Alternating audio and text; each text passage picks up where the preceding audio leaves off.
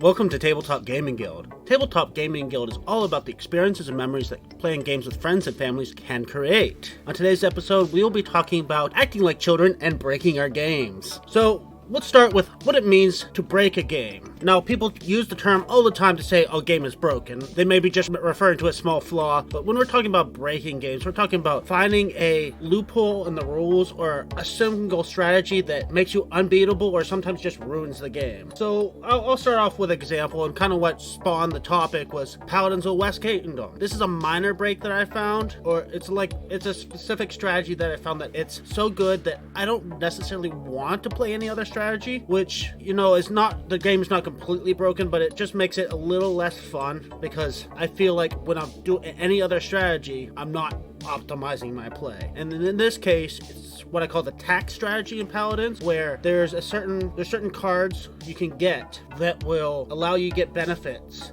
every time that taxes. So if you don't have any debt and when the tax comes around, you get extra benefits and stats. If you can get a bunch of those cards and then just push the tax to happen more often, you can really ramp up on points, and it's probably the easiest way to really well in this game. Now, this is a very, very minor form of breaking. I don't think it completely breaks the game. It's still fun. It's still an enjoyable game. I just prefer being able to explore other strategies a little bit more. Yeah, I can see that. I'll go into a really easy one because this one's known, and then there's going to be a more complex one that Dan's played before that I'll go into in a little bit. But one thing I wanted to mention first was that a lot of times when people break games, they initially play one playthrough of the game and think they've broken it. Not that Nathan did or anything, but what ends up happening is through iterations of play, people find the opposites of those play styles. And there's a lot of games in that. A lot of game designers complain about, or not complain, but realize and have to deal with people that find a strategy. The other players either play the same strategy but not as well, so it seems broken, or they don't play any strategy that circumvents what they're doing. So that is one thing to take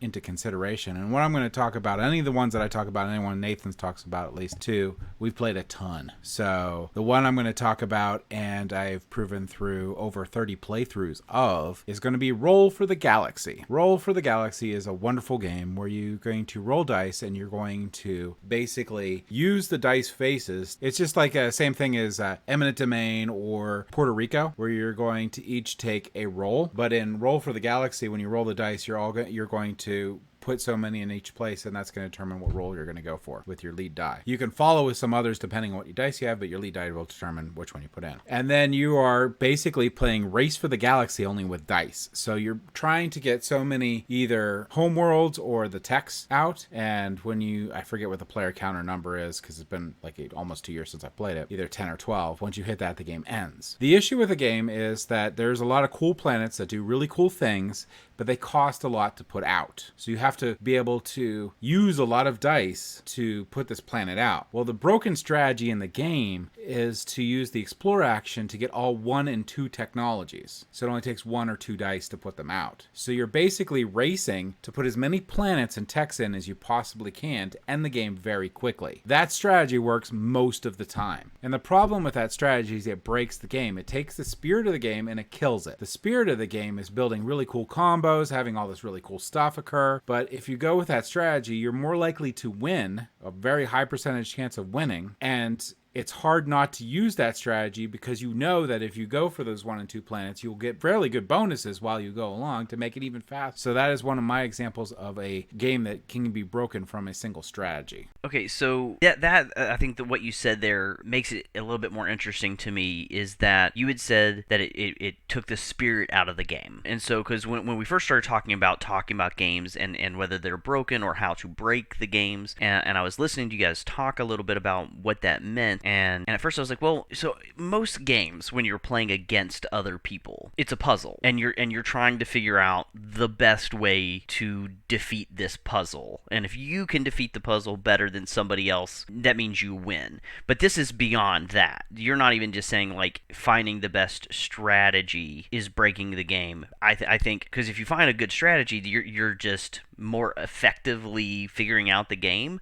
But what you said, James, I think makes sense as a broken game is when figuring out not even, I mean, it is the most effective strategy, but it's antithetical to the spirit of the game that you're meant to be playing. To me, that really defines a broken game. A game where the game designed by the designer, the way they want you to play it, is not the way to win it. And so you're playing a game they really never even meant for you to play, and still winning the game. Yeah, it ruins what the expected experiences of the game should be. Okay. All right. See, and I think to me that makes a really, really good sense to understanding what we mean by a broken game. So I want to pivot on that because the terminology, this game is broken or this is broken, is something that I've heard a lot in my collectible card game days, usually referring to specific cards or more likely a combination of cards. Now, my history is in Magic the Gathering, and Magic the Gathering's got like more than 10,000 cards printed. And of course, there are combinations of cards in the game that do really broken things. And there I am using the word again.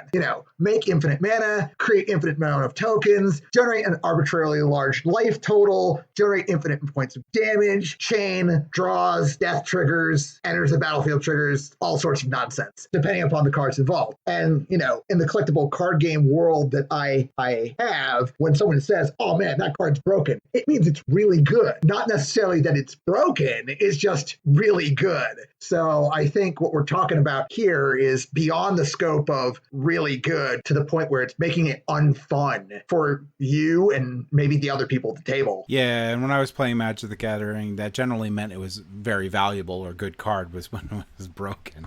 Because it's not really broken, it's just really good. The value, what you get versus what you pay. Yeah. Yeah, that also has to do with a different mindset. And like with Cosmic Counters, it's kind of the same way. It's like, okay, you have these broken powers that are so powerful, but what it's doing is it's breaking the game and making it into a new game. So it's making it interesting in a different way. So it's a totally different thing than we're talking about necessarily here, where you're not ruining the game. It's actually built into part of the game. That is a very interesting point, because like one of my favorite games, and everybody knows this, is Glory to Rome. And Glory to Rome has a way of going completely off the rails because it's a combo building game where cards can do things together that they can't do apart, and it tends to like explode. And when that happens, it's awesome to see, even if you're not the one doing it. Yeah, it's a lot of fun to watch it happen. The other thing to consider is like how well these breaks are how well you're able to mitigate these strategies, to consider whether they completely breaks the game or it's just a strategy that's really powerful. My example, Paladins, is one that's easy to mitigate in the same way as Blood Rage, where everybody talks about Loki being an overpowered strategy. But that's why there's hate drafting, where you take a card just because you know that other person needs it. You may not want that card, but you better take it because you don't want them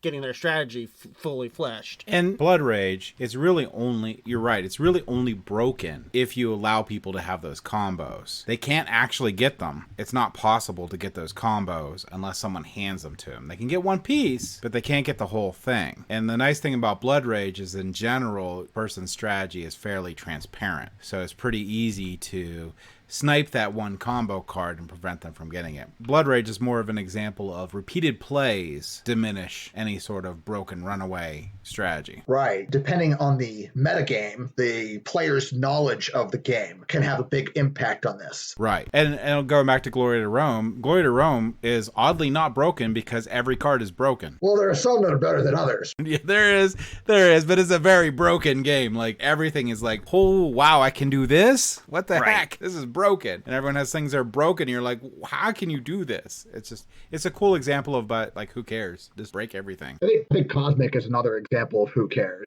Like, yeah.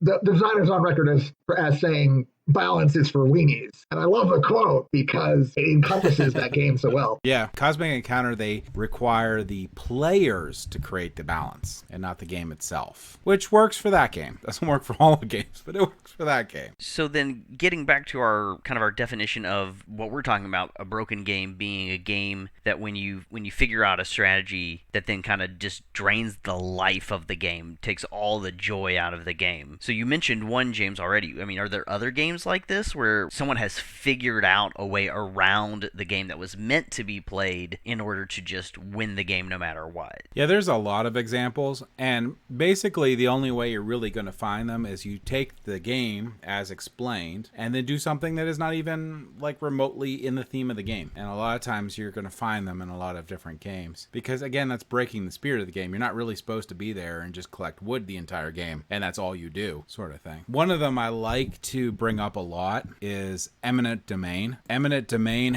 has a couple different things that are broken in it. The designer, and this we can get into another discussion in a second, and the designers even come back and put up a BGG thread, and other people have talked about of cards where he has written what the rule changes should be on the cards, and even some banned cards in the game. So one of the strategies I love in an Eminent Domain is basically doing nothing but going after the tech cards. So what that does, especially with the expansions, that gets even faster. What that does is if you go for a strategy of what your strategy is going to be is going for the tech cards, going for the tech planets first. I don't remember what they're called, but the ones that look like little wastelands. Go for them first. Because what those guys have is they have really different cool abilities. One is streamlining, allowing you to shed your hand and shed your deck of cards, which you'll get rid of all the warfare first, and then you'll get rid of all the colonies after, because you're going to be using those colonies to try to get 3 tech planets as fast as possible. There's other tech trees that you can use to help out, so you can pivot really quick. But the problem is the only effective strategy against it is someone else racing to get those cards before you do. Because once you can streamline and once you can ensure that all you're bringing up is light bulbs, there's other techs in there that allow you to use those light bulbs as any resource. And then it just goes downhill, because then what you're doing is you're getting all the points by going for the 3 and the 5 point techs, and that's all you're doing. You're just going through, you're trying to put out planets to get sets as much as possible, and then you're just draining those resource pools. And if you're really lucky and you have the one expansion and you have one of each planet,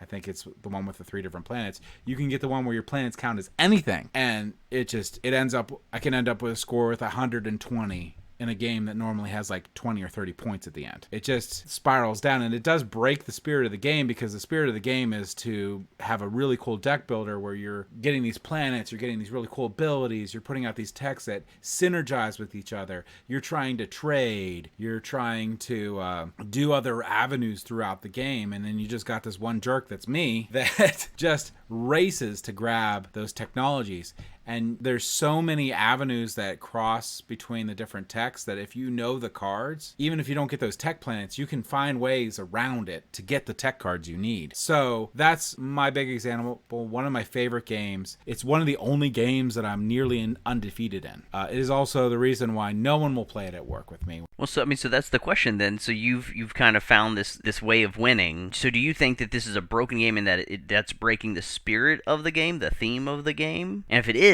you're still are you actually doing it? I can't help myself. I love Eminent Domain. I love the feeling that I get from trying to get that as fast as possible. I really love it when people try to fight me. Well, I guess that's what I'm trying to figure out. Like, are you really breaking the theme of the game, or if other people know about it as well, is it still part of the game? I think the problem is that it's like the strategy. Okay. So far, I've played so many games of Eminent Domain. We played it almost for like 3 months straight every day at lunch. So it's 5 days a week. That's a lot of times to lose to you, James. I don't think I could handle it either. But the cool thing is they kept trying to beat me. So it kept going and going and going and going. And after that many plays, pretty much everyone memorizes the cards. I think the biggest issue with trying to beat that strategy is there is a strategy that I don't like talking about that can beat it, but not a high percentage of the time, which I don't like. And in Eminent Domain, so hopefully my coworkers are not listening to this, because if I play it again, I don't want them to do it. So in Eminent Domain, the game can end in 2 different ways. You either get out so many stacks of cards and the game will end, or you get so many victory tokens. There's a limited number of victory tokens in the game. There's 2 different colors. The base color indicates when that's gone, the game is going to end, and you have 1 round left to finish, and you can get the other colored victory token. So the key to beating my strategy is another dumb strategy, and that strategy is trying to produce and trade as fast as possible to get victory points, which I don't like, because I don't I don't like producing planets. And I think that strategy itself is a little bit more wonky because it requires more luck to be able to get the right stuff to do it. Where my strategy requires very little luck to none, because literally, unless you get the one expansion with the pink planets, 1/3 of every planet is a tech planet. So not very hard to accomplish your goal of getting those in. You just ignore everything early and just go into either colonizing and hopefully colonizing on other people's turn and finishing them off on your turn, or exploring. I think it's called searching or whatever, but exploring through the planet deck. Yeah, so this is mainly, so far we mainly focus on like the idea of solvable games. Games where you have a specific strategy that like always wins, and then a lot of times it just comes down to whoever happens to get the right card combination first is the one who's going to win. Whoever's able to actually start going towards this strategy first wins the game. There's also an aspect of this that's very prone to be seen in asymmetric games, such as Imperial Settlers, where because those are independently balanced factions or whatever, it can be very hard to get the balance perfectly right, especially since, playtesting, they can hit maybe a few hundred people play test the game if they're lucky. Then it goes out and then suddenly 10,000 people have played it, and there's a good chance somebody finds something to break it. Imperial Settlers, there was quite a few things that people found, and that's why a lot of those type of games have errata. Imperial Settlers pretty well known for its errata, and they've rebalanced it as people found ways to break it. So what do you guys think about errata? So basically, errata in the worst way, according to me. So this is according to me. Errata in the worst way is errata that only exists in either BGG or their website itself, not in expansions that replace cards like Descent 2nd edition actually replaced cards. Star Wars Imperial Assault replaced cards that were broken when you bought the next one. Star Wars Rebellion replaced broken cards in there. So what do you guys think about errata in that way? Well, I'm just sitting here thinking from a production standpoint how the money that must go into having to then produce, like you're saying, either an expansion or some form of physical product that is going to fix the problem. I mean, I get for their end, if it's on BGG, if it's on their website, that's probably a fairly free or cheap way to get the information out there to people. I mean, if it's a small game company, I think that's got to be kind of tough to update your things in a physical way. Plus, then again, you are asking people to purchase more product for a game which you are saying is broken, but you're trying to fix. I don't know. I mean, I don't know that I've had a specific game myself that I've had to purchase things that then make big fixes or adjustments. But, I mean, do you guys have some specific examples? I know you just mentioned Star Wars Rebellion and some other ones. Well, here's a question for you really quick. As a board gamer, before I mentioned that sites have erratas and BGG had erratas, is that something that you thought about? I mean, it's something that I'm aware of because, I mean, Magic has errata. Sorry, folks. There's tons of cards that don't function as printed because they're sold and they've never seen a reprint. But, in terms of that issue specifically, it is what it is. They find something that functions in the game in a way that the designer did not intend. They attempt to patch it with errata. The errata doesn't actually go into the physical game until they print a second edition or start a new print run so they can change the rule book or, alter the cards. If it doesn't get fixed physically ever, that's a problem, I would say. So I'll get back to Magic because I think Magic does something that's really good for that. But my question mainly is to Peter because he's new into the hobby. So if you haven't heard of those, which I'm guessing not, what does that make you feel about a game that had an accidental card that did something horrible? What's your opinion of that game when you run into something that is just not right or is worded in a way that doesn't make sense? Well, so this is me. So like you said, newer to the hobby, but anytime I have ever found myself playing a game and I've read through it and I didn't feel like it made sense, I still have gone online to look to see if I can find a way for it to make sense. If so, has anybody asked this question that I'm currently asking already, and did they find an answer. But that's just me. That's my nature. Even before I was a board gamer, if I found something anywhere that didn't make sense to me, I immediately start to research it and see if I can find an answer to that question. I get your point, though. There might be people who won't do that. I would think, even if you read something and it doesn't make sense to you, you probably end up making a table rule. Everybody at the table, they come up with their own consensus on what that means, and then they stick with it until they find out otherwise. I mean, this happens all the time in Dungeons and Dragons and other role-playing games as well. When you're reading through, when you're playing a game that involves multiple 100-page tomes that you're trying to read through, you're not going to remember it all. So eventually everyone's like, I don't know the exact answer to this question, so we can come up to a consensus and stick with it until we find out a better ruling, I guess. But yeah, so I mean, I get to your point that, I don't know, I guess online it's more easily, readily available, I would think, but again, maybe not everybody's thought to look. But I'm with you. I think eventually, if it's a big enough change, it needs some sort of update to the game, whether that be an expansion or another edition, if it's that egregious that it requires a new edition. But yeah, so I mean, that's my nature to start researching things. It doesn't seem to make sense. Yeah, Tapestry would be another good example where that game was released and there was almost immediately an errata on that because, well, a few of the factions needed some changes. But there's one of the factions, like, if you played the game, you wouldn't think there was anything wrong with it, other than after you played it maybe 5-6 times, you'll realize this one faction never wins, just because it is significantly weaker than the rest, and so the errata gives them extra starting resources. So, talking more about this errata, Magic the Gathering does something that I like, and I've had several other games that do the same thing, and they produce a living rulebook. So, Magic the Gathering, as far as I understand, does not print rule books anymore. They direct you to their website to read the rules. And some other board games will state in the rule book that if you want up-to-date rules, you go to this website. So at least in the rule book, you're aware that there's an up-to-date rule book. I actually really like the idea of living rule books, especially with CCGs or living card games or any of those type that can be complicated and they're expecting a lot of expansions. I really think they should employ a living rule book. What do you guys think of that? I like that idea a lot more than having to scroll through thread after thread after thread on BGG to find the answer that I'm looking for. I mean, if you're, yeah, like you said, if you're gonna do it, if you're gonna have the possibility of updates to your rules, I guess even if you don't think you're gonna have to change your game after it's gone out, why would it not be, especially in today's age where everything is online and it's easily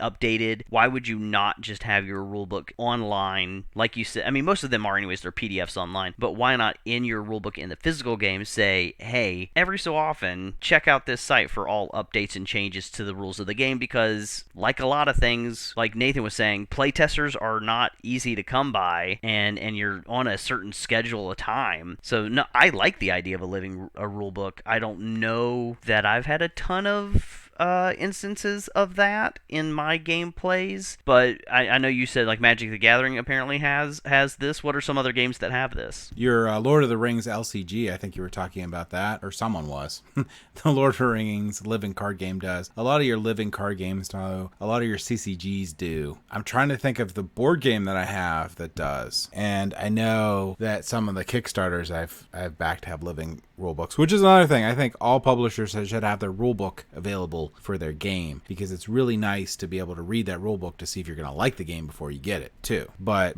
give me a second here, and I'm probably going to think of at least 2 or 3 board games that have the living rules to it. This is completely on a tangent, but it just gave me the idea of, like, if you have a living rulebook, you could easily have somebody reading it so I can listen to it on my way to work, because I can't watch a video of somebody teaching me how to play while driving. Just get Dragon Naturally Speaking, and you can have it actually read through the PDF and then keep that recording, and there you go. So I do like the idea of a living rulebook. Not really something that most board games really need, but you are correct in saying that Magic has one. Magic has a document called the Comprehensive Rules that they update with every single release. There's 4 releases a year, folks. So that book contains all the mechanics that have ever been printed for the game. It's massive. It is. I've had to study it as a judge. And then in addition to that, they have a website called Gatherer that's a card catalog catalog, and that's where you go to check what the current Oracle text is on all the cards that have ever existed. Because sometimes they have to make slight tweaks to old cards in order to get them to work in current rules. Yeah, so it was Descent 2nd Edition has a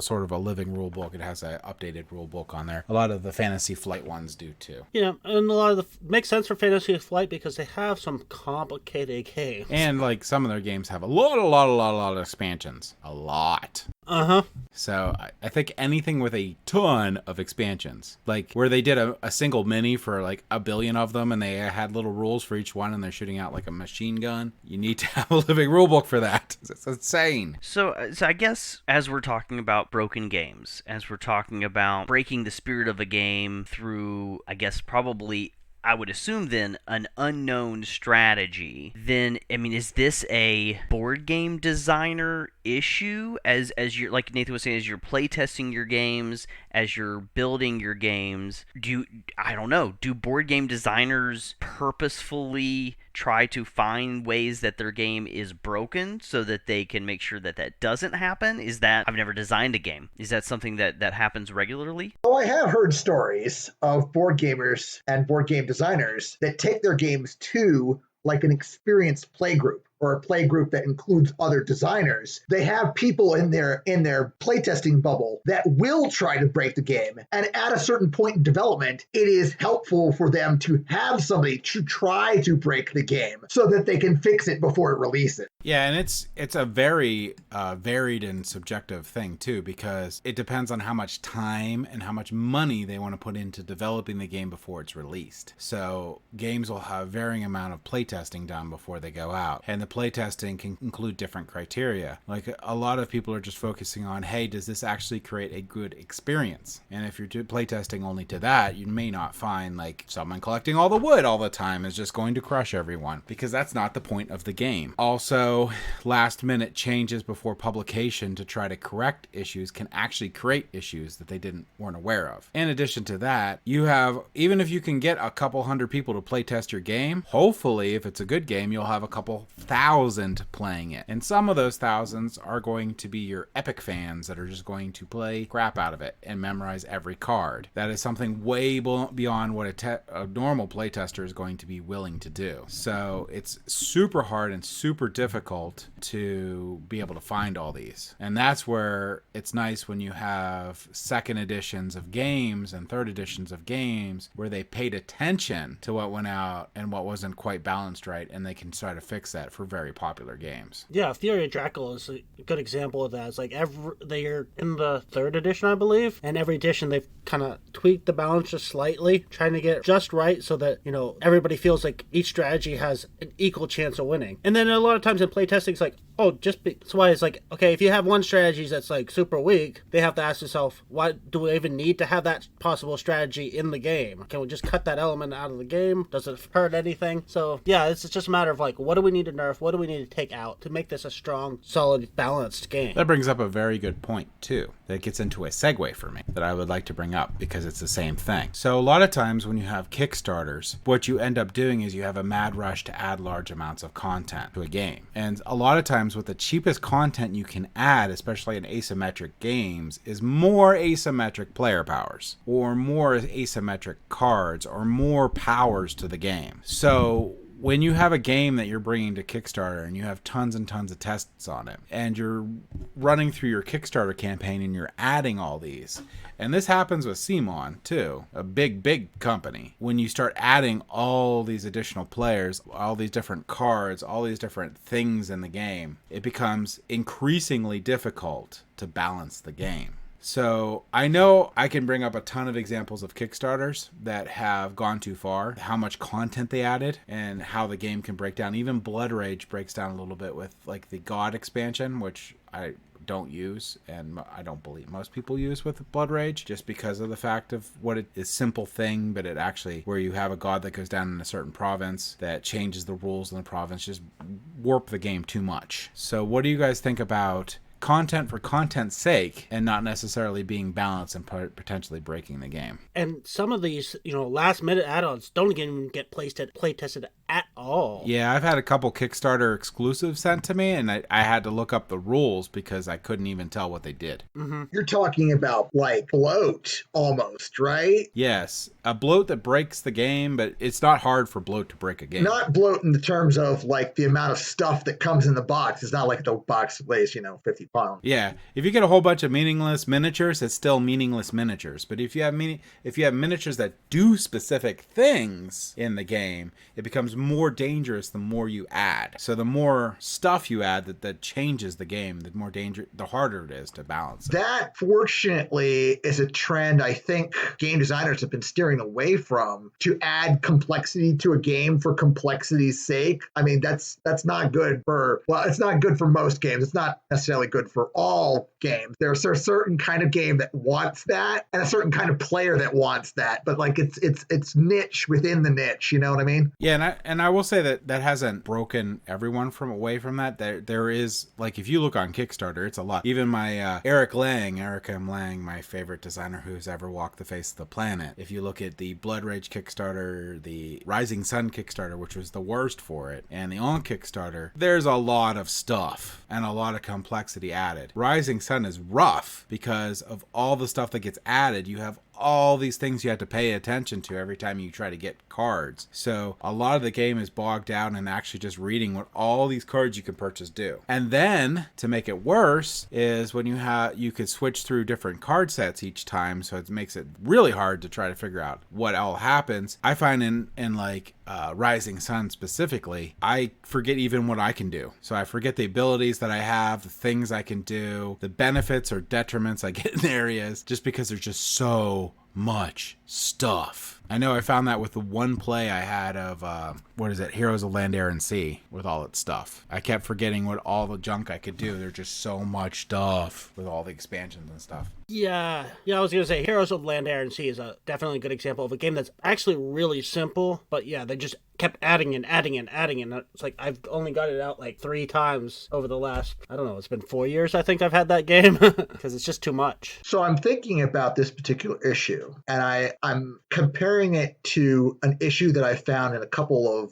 deck building genre games, because when there's a deck builder that sees several expansions, and people just kind of like shuffle all the expansions into the core deck, and it keeps on getting bigger and bigger and bigger, and like the individual elements that these expansions are included in the game become less and less frequent, and therefore less and less relevant. Yeah, one of my favorite games is a good example of that, which is Terraforming Mars. When you keep adding all the expansions in, we have actually got to the point where I just don't even play with any expansions except for Prelude, because the more expansions you get, it doesn't seem like they actually balanced it with each expansion, so you just throw all that crap in and you're just like, I don't know what's happening. You might try like to get the floater strategy, which is from Venus Next, but you might get one and never see one for the rest of the game, just because of the, like, literally there's like 8 stacks of cards. It's just like that you're shuffling. That's one deck. It's not even a kit. You couldn't make it a deck. It'd be 3 feet tall. It wouldn't be that tall, but it would be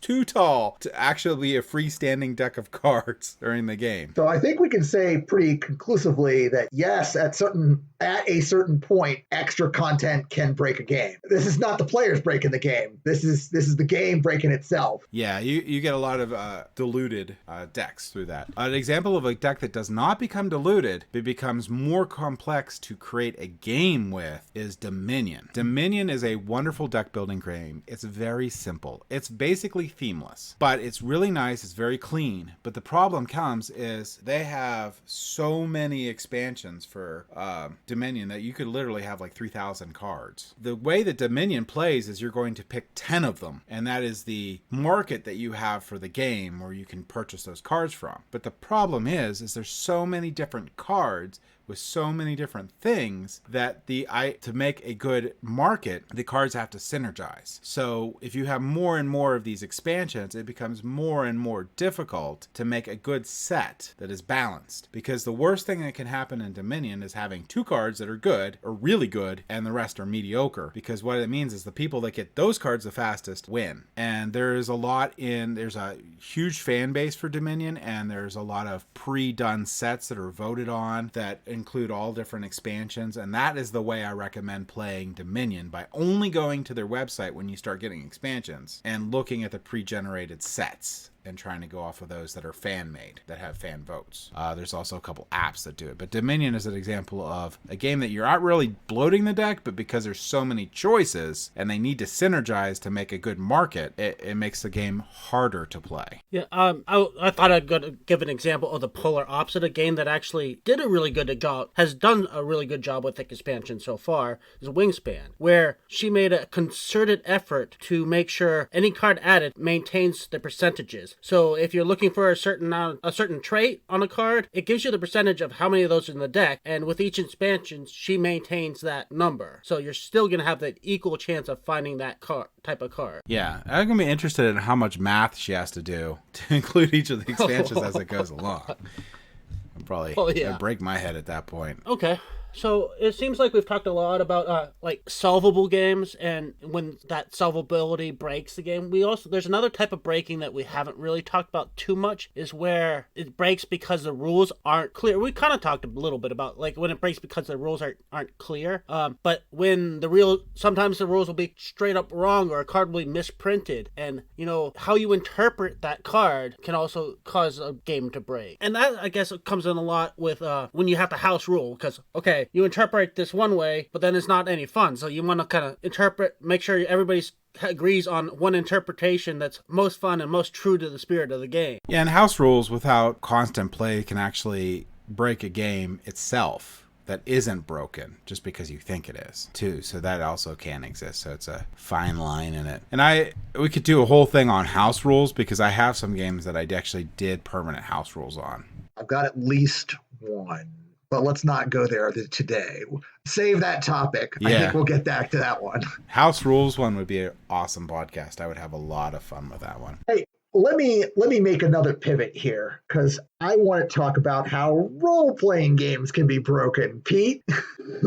Just their existence in general. Oh! Isn't that the point of playing a role-playing game? Is you're going to break the GM? You just have to break the GM. To make the point, if your goal is to break your GM, or if your goal as the GM is to break the players, the game as a whole has already broken. True. Sure. Absolutely. So if I sing the song that never ends until he goes insane, it's broken. Yes, you have broken the GM. So working in a gaming store like I do, I periodically hear stories about people's characters. It just happens. Trust me on this. And I hear these stories about what their characters have done or accomplished, or what is going on in their campaign. And I think to myself, wow, how did that happen to them? What was the GM thinking? Why did they let that happen? Why did they let that level 1, level 3 character get that +4 weapon? That's way out of scale, right? But they claim it happens. I take them at face value, and I assume it did. So yeah, there's a lot of ways in which RPGs are self-balancing. And if the players don't put a leash on themselves, or if the GM doesn't put a leash on the players, it breaks the game. And the game can be broken because one person's stealing the spotlight. It can be broken because one person's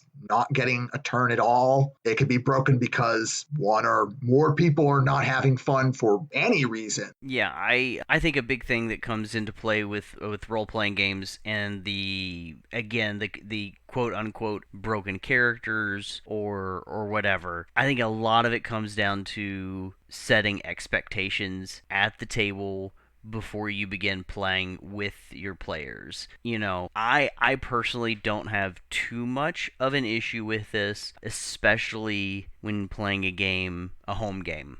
When playing a game that I know the people and we're playing together. One thing is to always remember, and I tell this to the players all the time, it doesn't matter what your character can do. I can always throw more monsters at you. Or make a cliff.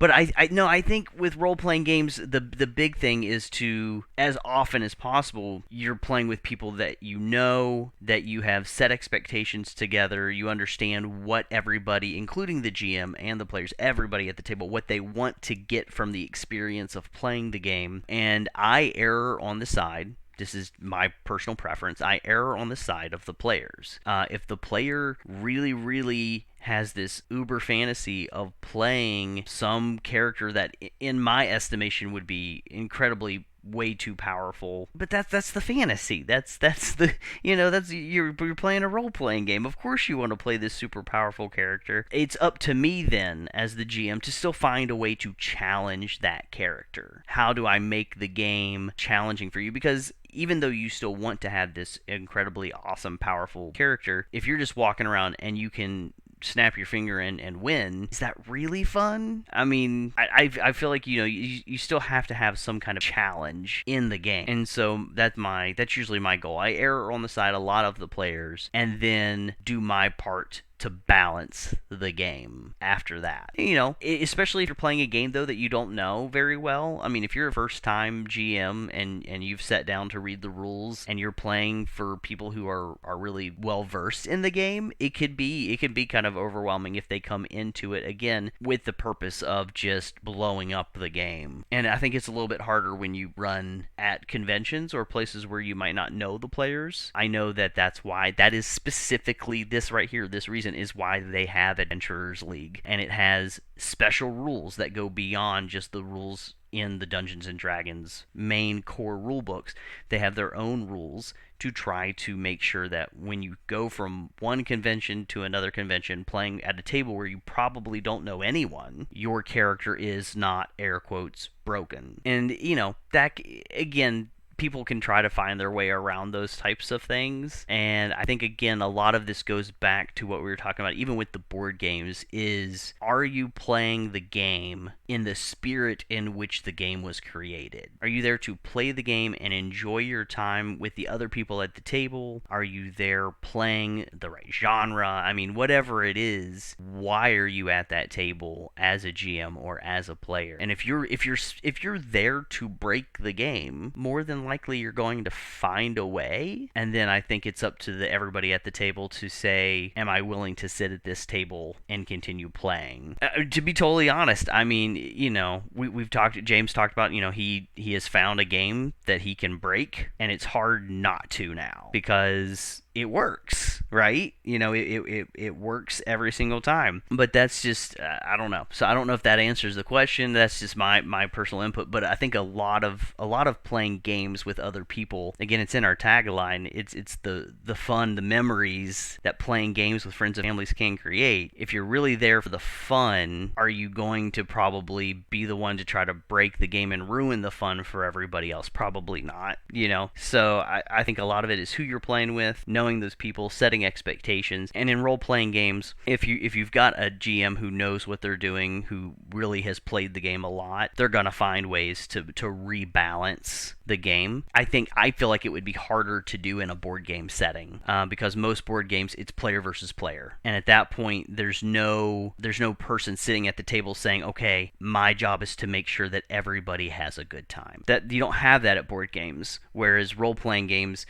I think if you're a good GM, that's your goal. Your goal is to sit at the table and make sure that everybody, including yourself, has a fun, enjoyable experience. In a board game, most times you sit down and you say, okay, I'm here to play a game, and I'm going to have fun, but I'm also going to try to win, So you have, honestly, you play a lot of role-playing games, and you sit down, and it's a joke when you say, hey, I won D&D, because that's not a thing. You don't win the game. You play the game, and you create the story together. And maybe you complete the storyline and your characters don't all die. But I don't think that there's really, air quotes, winning at a role-playing game. You play a role-playing game. Board games, you win and you lose, but you still hopefully have fun. I don't often play D&D, but when I do, I win. It's true. I take it all back. James wins D&D. I win. It just in the end, I just get a trophy every time. I don't know what's happening. It's crazy. The elf comes out of nowhere and I'm like, trophy! Well, that kind of leads into what I wanted to talk about next was, what kind of players break James, games? yeah, you want to play that one? James, you want to talk about that? No, wait, I'm going to jump in here because I'm going to say two things, right? One, Pete, absolutely awesome. We were a little spiel on role-playing games. There's a lot of level 0, as it were, problems that come from D&D, from the players just not talking to each other about their expectation. If someone min-maxes and creates their character specifically to be very good at one one very specific thing and bring that to the table where somebody else has built a bard that just wants to role play. That's going to create dyssynergy within the play group because they haven't talked about their expectations for that game beforehand. I will say as a footnote, I've encountered other problems in RPGs that are more like level 1 or like maybe level 2 issues. I had a little bit of experience trying to do some game design with kids during my stint at summer camp. When we game designed with them, we were focused on RPGs. One of the things I saw them try to do is they tried to create storylines that involved like a single villain. And we usually tried to steer them away from it because that's a good idea for like a module or an adventure path. And we wanted them to create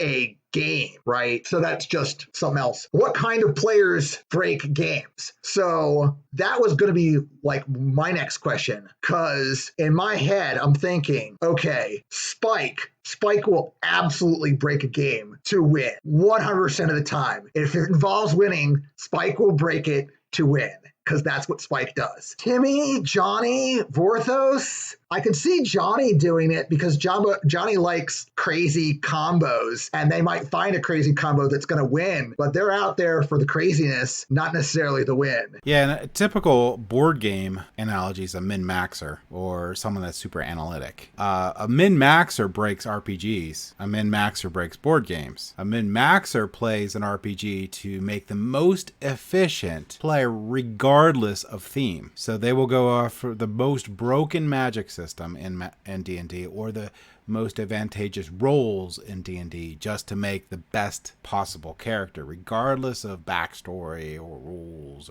or not rules, but backstory or whatnot. The same thing happens in board games. I'm actually not a min-maxer when it comes to RPGs. I don't know if it's just because I'm not as invested in RPGs, even though I do like the idea. But with board games, especially Euros, I am definitely always thinking about min-maxing. I definitely don't think about the theme in most games. Some games I'm all about the theme, so that does happen.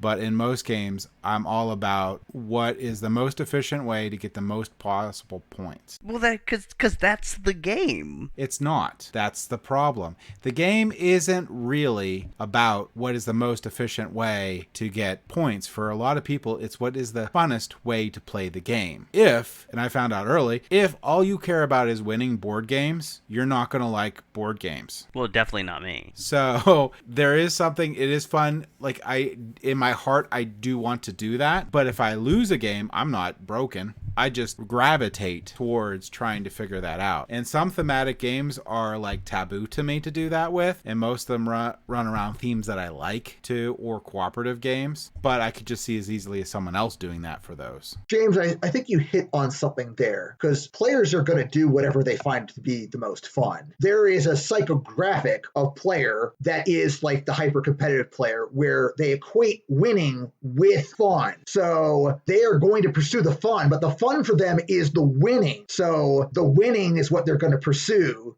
at sacrificing other pieces of the pie. That's the Spike that I mentioned earlier. The Timmy is the big splashy play person, the person who wants to create the memorable move, or the person who wants to have the biggest creature on the battlefield in terms of magic. That might win the game, but that's not the goal. The Johnny is the Johnny combo player is the term for Magic. The Johnny is in it for sort of like the experience, but not like the thematic experience. It's the mechanical experience. They want to stick pieces together and see how they work. I always say when I start a game, I'm actually at that level.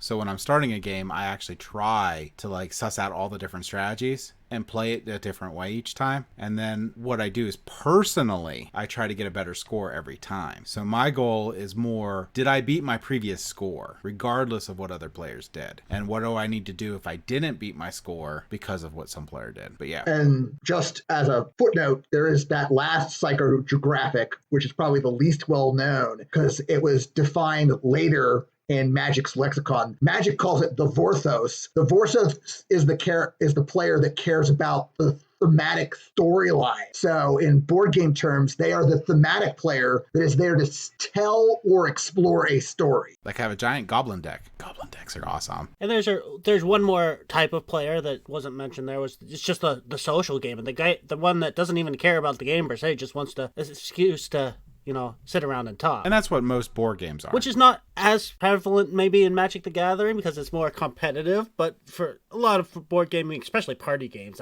can be pretty common. I think Commander in Magic actually does that a lot, where it's more of a social experience for it is because it's a multiplayer game. I think you're right. I don't think there is a term specifically for the social gamer in the Magic lexicon, but that type of gamer definitely exists because it is the gathering. People come together to play this game, even if it's just like one person against one person at a time. If you're at a Friday Night Magic, you're there for 3 rounds, you're talking to 3 different people as you're playing your games and probably several more in between games. It is a social experience. And of those types, I think there's 2 that are likely to break a game. There's the min-maxer, the guy who just is there to win. That's pretty obvious. There's also I forget the words you use, but the kind of the out-of-the-box thinker, the one that wants the big play that nobody else had thought of, that's going to find a loophole, something that's not really necessarily intended to be there, but it does work that way. Yeah, that's Johnny Combo. And it's important to say, like, when we're talking about the types of gamers, like, nobody's one specific type of gamer. There's a little bit of everything. So it's not, you don't want to categorize people in that way, but it's useful as a thinking exercise to kind of say, when you're trying to think about what works in a game or what doesn't, to think about the types of play and what could ruin something in this game. So now that we don't want to pick out a specific thing and call somebody that, what kind of player is everybody here? Well, I'm definitely the min-maxer. That's what I always lean towards. I'm a social gamer. I mean, I know that about myself. It's why I play RPGs mostly. I'm there for the experience of playing with the other people, and even when we play together, I might joke about, I'm going to lose again, or might win, or whatever. I'm the person who played sports, not because I loved sports, but because I wanted to be on the team. I wanted to be with the people. I just enjoyed being part of the event. And it's the same thing with board games. So what you're saying is board games are superior to RPGs. That's all. That's what I heard. I don't think I said that at all, but okay. I'm pretty sure. That's in my ears. That's what I heard. All I heard was like, "Oh, Jim, board games are superior to RPGs in every way." That's what I heard. That's what I heard.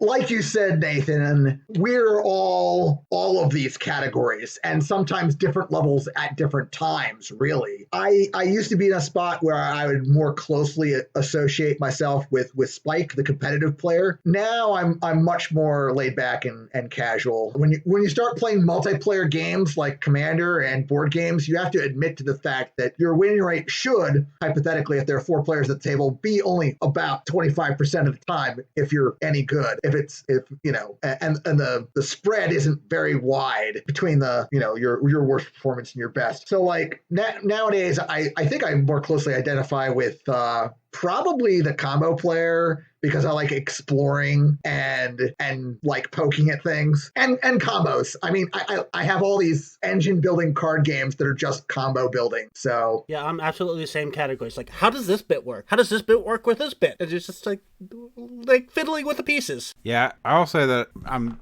definitely the Spike player. If you go to MTG standards, I even suck the fun out of Commander, because I'll make like a $3,000 deck. I'm shaking my head at him. It's very hard to beat. It's very hard to beat because that kills Commander.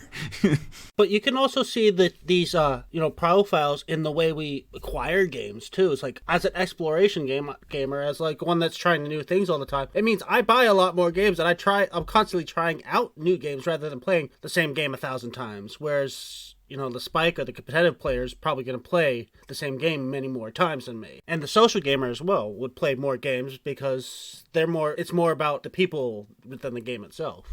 I was going to say social gamer. I don't know if they're like me or not, but that it's probably why I don't own as many games. I'm going to show up to game night at James's because I know James has a billion games, and I'm going to learn a new game that night. Or same thing with Nathan. I'm somebody who, like, I find a game though. I'll find a game and I'll latch onto it for a period of time, and then it'll sit on the shelf probably for a while because I'll have played it, I don't know, 3, 4, 5 times, and that's usually enough for me. And I've really enjoyed it for a while. I'm going to put it on the shelf and I'll play something else, and one day I'll probably come back to that game again. But that's been my at least initial realization, is I find a game that I really enjoy, play it what I consider to be a whole bunch, which is probably a handful, maybe 10 times, and then I'm like, oh, okay, I'm good with that one for now, and then I'll look for another one. So, but being mostly a social gamer, I'm usually up for whatever, as long as people are willing to sit there and explain it to me. My wife is a super competitive person in the same manner I am with the min-maxing stuff. So when we play a game to the point where it's destroyed because we played it so much. Even with sleeves, I wear out sleeves, and we have to re-sleeve the game just because it's so much fun in my mind, and obviously hers too, to play the game as viciously and as efficiently as possible. I definitely get a lot of joy out of just playing a game a ton of times and being able to sit down, not explain anything to anyone, and play a high-level competitive game. That is an amazing experience where you don't have to hold back, you don't have to worry, you don't have to be like, I always want people to always enjoy a board game, but when people play enough that they know the rules and I can take off the gloves and we can just go nuts, those are the best games for me. How about we get that way with Dune Imperium? It also means that James is a person I want to learn rules from, but not necessarily always play games with him, because he'll be good at teaching it because he played it so many times, but he'll slaughter me.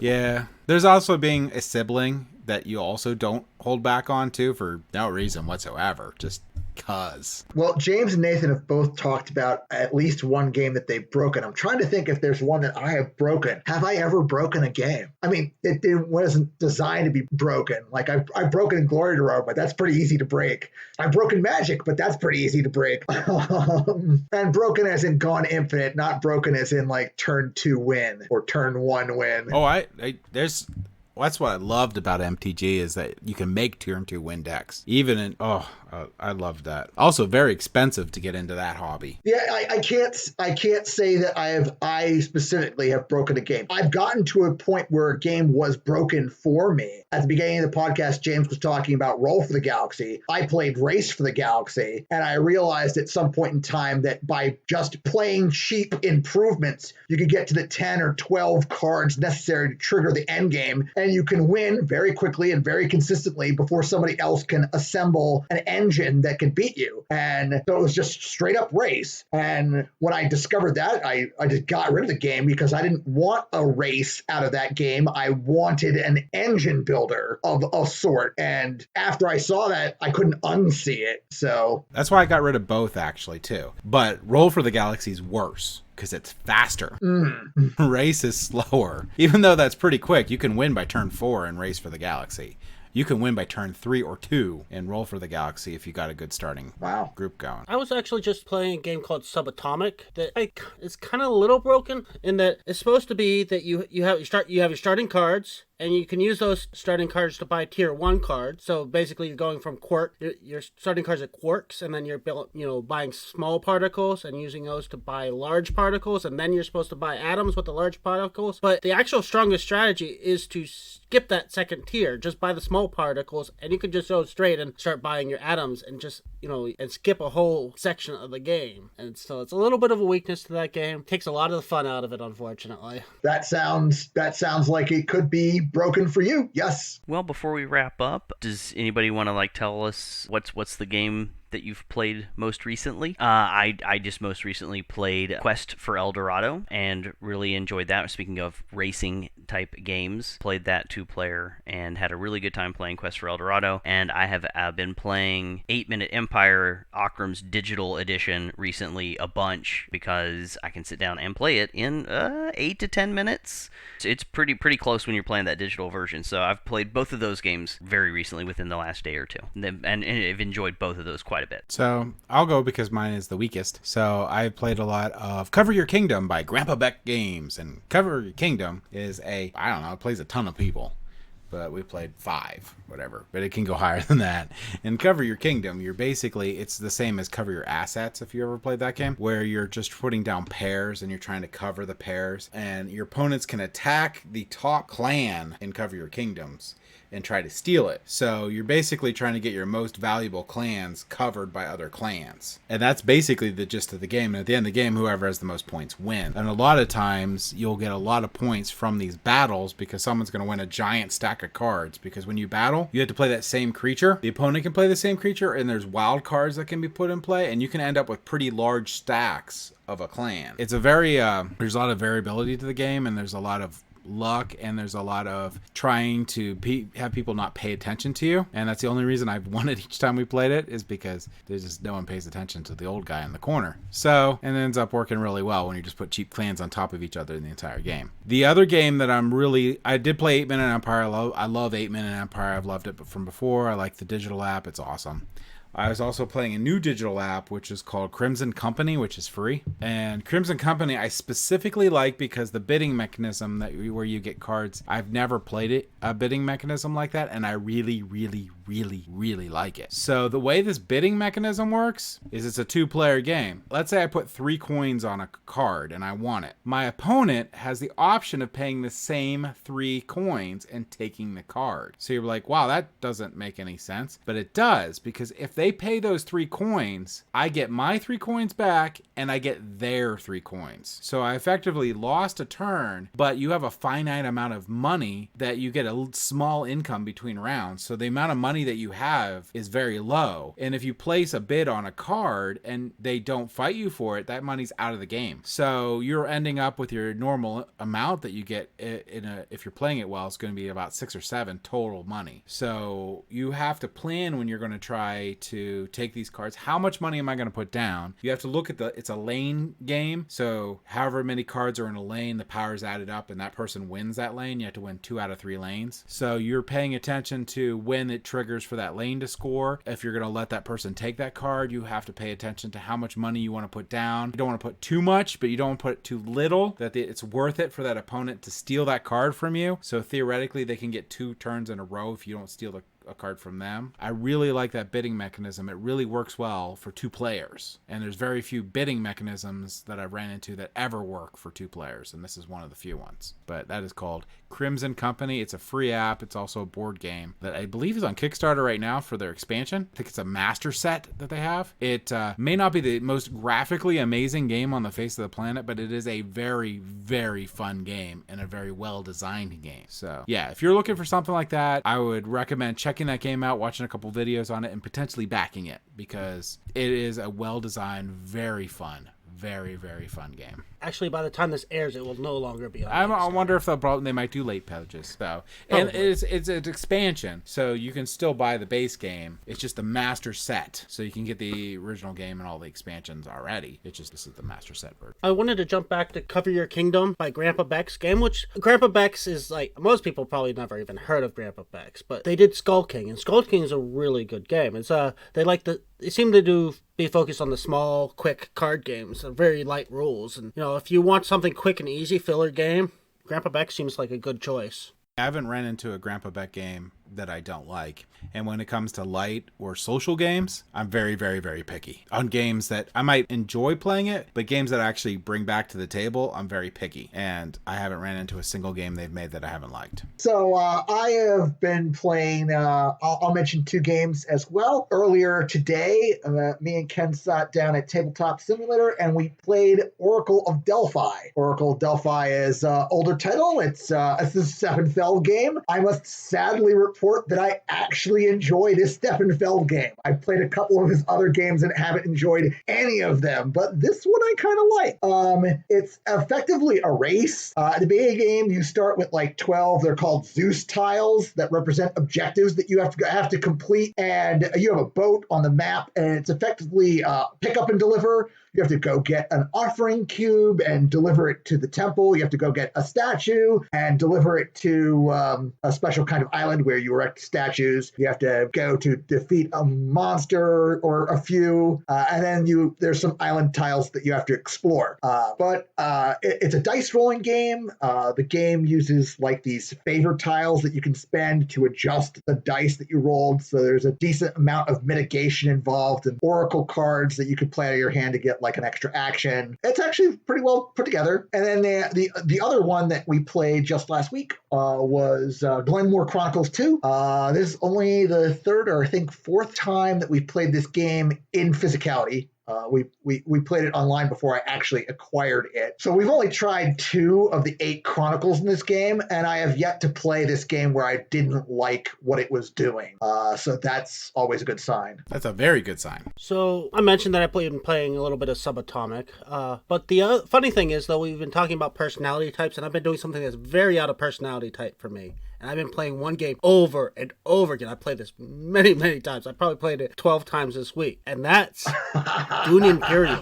I've been playing the mess out of this game. And it's just, usually I have to pull some teeth to get people to get my game group down and playing a game. It's like, they've been asking me constantly. It's like, let's play this game. Let's play this game. It's like, I'm in the middle of something. They're like pulling me to play any game rather than the other way around. So this is a really big hit. It's really fun. Yeah, I just finished doing my review on that, which is going to be going up pretty soon. So, yeah, it's a great game.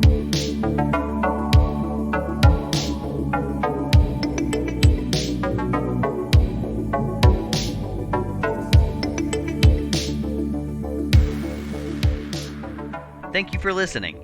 If you have any feedback for us, feel free to visit us on Facebook, Instagram, Twitter, or Board Game Geek Guild 2989, or our website at tabletopgamingguild.com. Don't forget to like, follow, and or subscribe. Tabletop Gaming Guild is a product of Tabletop Gaming Guild LLC. All rights reserved.